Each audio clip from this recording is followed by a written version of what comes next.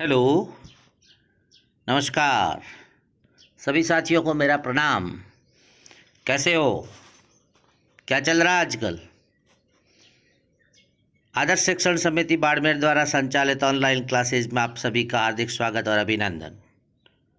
मैं आपका अपना जी.आर. गोदारा आज आपको सामाजिक विज्ञान कक्षा 10वीं अध्याय 2 वन और वन्य जीव संसाधन के बारे में अध्ययन कराऊंगा। आज हम पहला चैप्टर लेंगे।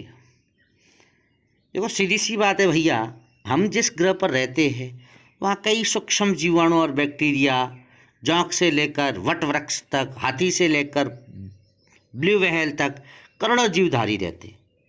और ये पूरा आवासीय स्थल जिस पर हम लोग रहते हैं अत्यधिक जैव विविधताओं से भरा हुआ है।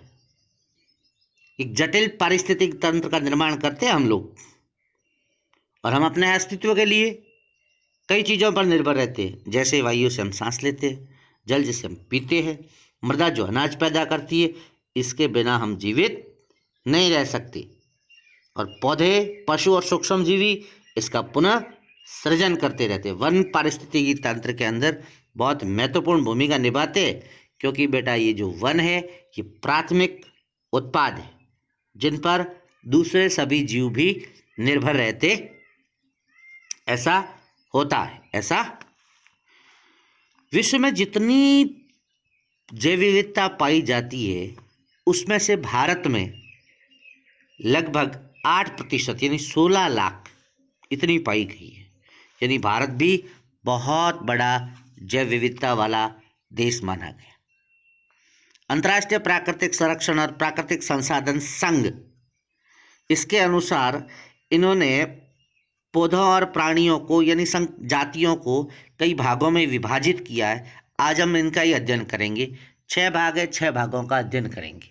सबसे पहले आती है सामान्य जातियाँ। ये वे जातियाँ हैं जिनकी संख्या जीवित रहने के लिए सामान्य मानी जाती, मतलब हमेशा की ज़िंदगी में ये चीज़ें हमें देखने को मिलती है।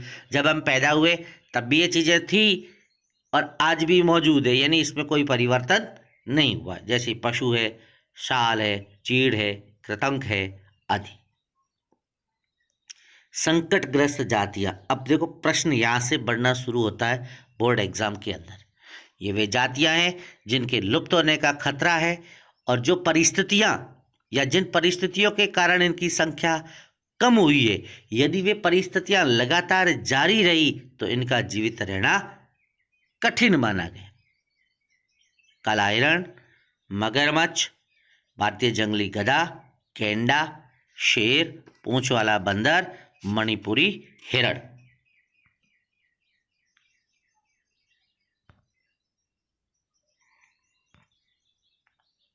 सुभेद्य जातियां। ये वे जातियां हैं जिनकी संख्या लगातार घट रही है।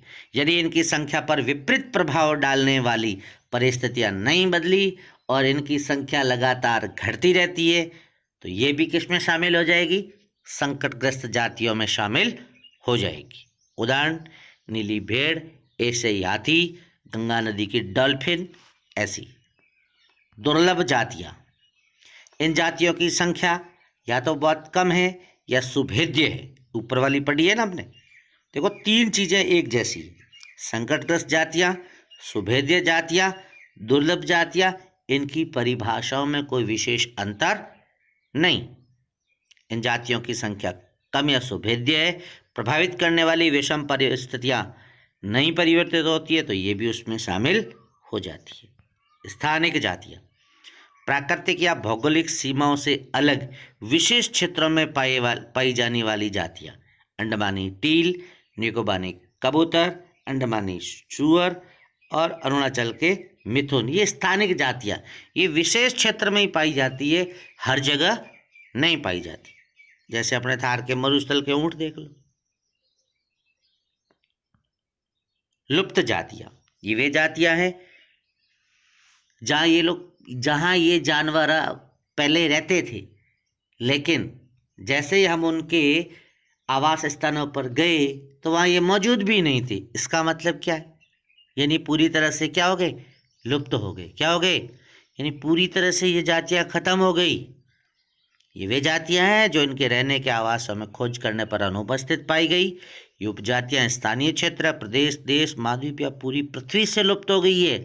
ऐसी उपजातियों में एशियाई चीता और गुलाबी सिर वाली बतख शामिल है।